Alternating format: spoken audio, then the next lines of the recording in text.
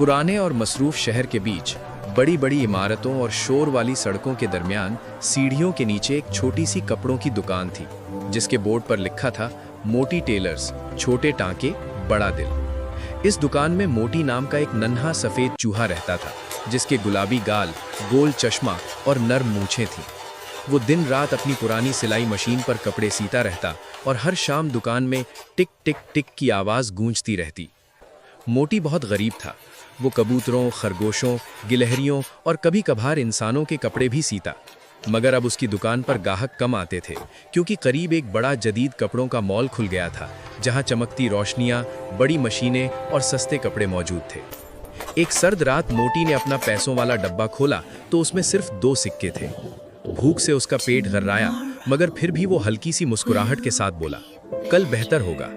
उसी रात शदीद बर्फबारी शुरू हो गई। मोटी सोने ही वाला था कि दरवाजे के बाहर किसी के रोने की आवाज़ आई।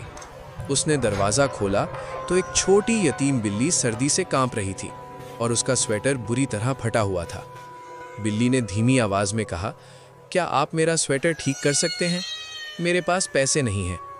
मोटी ने अपनी खाली दुकान और भूखे पेट की तरफ देखा, फिर उस नन्ही बिल्ली को अंदर बुला लिया। बिल्ली मोमबत्ती के करीब बैठकर खुद को गर्म करती रही, जबकि मोटी पूरी रात सर्दी में कांपते हाथों से उसका स्वेटर सीता रहा। जब स्वेटर तैयार हुआ तो वो पहले से भी ज्यादा खूबसूरत लग रहा था। बिल्ली की आंखों में आंसू आ गए।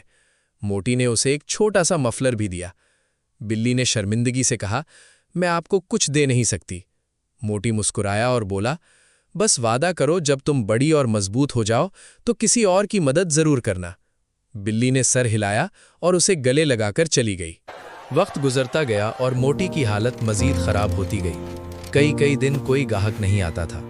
फिर एक दिन एक लंबी स्याह गाड़ी उसकी दुकान के बाहर रुकी। लोग हैरत से देखने लगे। गाड़ी से एक खूबसूरत सफ़ेद बिल्ली उतरी, जिसने महंगा सर्दियों का कोट पहना हुआ था। वो सीधा मोटी की दुकान में आई और मुस्कुरा कर बोली, क्या आपको वो नन्ही बिल्ली याद है जिसका स्वेटर फटा हुआ था? मोटी हैरान रह गया।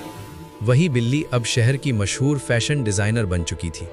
उसने मोटी के सामने एक सुनहरी डब्बा रखा, जिसमें नए सिलाई के औजार, कीमती कपड़े और एक शराकतदारी का मुआहदा था। उसने मोहब्बत से कहा, मैं चाहती हूँ कि दुनिया के सबसे खूबसूरत कपड़े मोटी टेलर्स में सिले जाएं। मोटी की आंखें खुशी से भर आईं। कुछ ही वक्त में सीढ़ियों के नीचे वाली छोटी दुकान शहर का सबसे पसंदीदा टेलर स्टूडियो बन गई। मगर मोटी कभी नहीं बदला। हर सर्दियों में वो गरीब बच्चों और जानवरों के लिए मुफ्त गर्म कपड़े सीता, और हर रात उसकी सिलाई मशीन की नर्म टिक टिक टिक की आवाज़ पूरे शहर में गूंजती रहती।